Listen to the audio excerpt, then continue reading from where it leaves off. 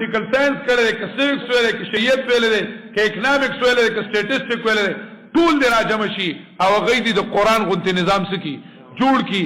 چا چې د قرآن غوندې نظام جوړ کړی و، صحیح ده که نه؟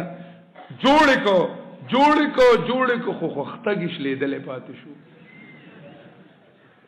د دنیا د ټولو نه ترقی یافته نظام چې د قرآن په مقابله کې جوړ شوی دی، د ټولو نه ترقی یافته نظام چې د قرآن او د اسلام په مقابله کې جوړ شوی دی، هغه نظام جمهوری دی، هغه جمهوریت دی.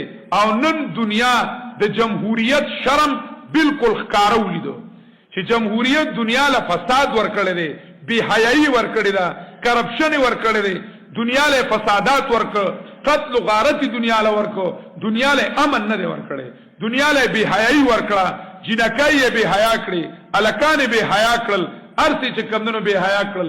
ظلم او ستم چې په دنیا کې شروع دی، د دې جړه چې کمدنو جمهوریت دی. دا د دنیا د ترقی یافته نظام دی په دنیا کې.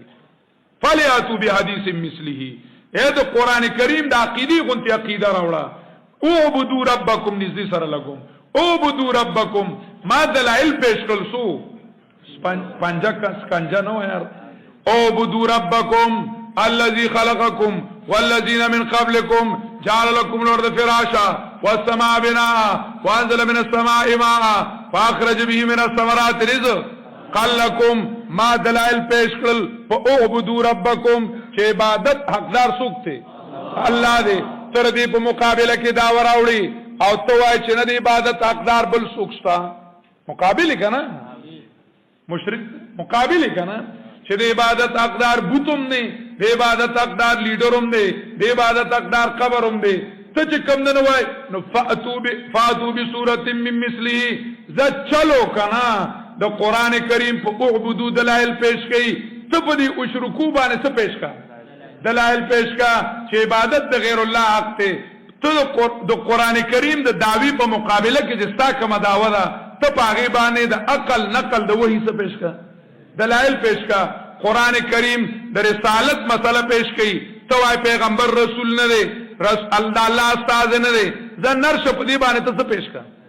دلائل پیش کا. قرآن کریم هغه چې کومونو نظام آخرت پیش کړی دی، ته وایې آخرت نشته، زه ته یو دلیل څه کا پیش کا. قرآن کریم چې دی نو هغه معاشره پیش کړی ده، ملک څه کړی دی پیش کړی دی. ته نرشه او د دې قرآن مقابله د قانون په شان څه راوړه؟ قانون راوړه. فاتو بصورت من مثله لئن اجتمعت الانس والجن على یاتوا بمثل هذا القرآن لا یاتون بمثله. د قرآن کریم د قانون غونته قانون راوړلی نشي، په شان نشي راوړی، نو اعلی خو سوال نه پیدا کیږي.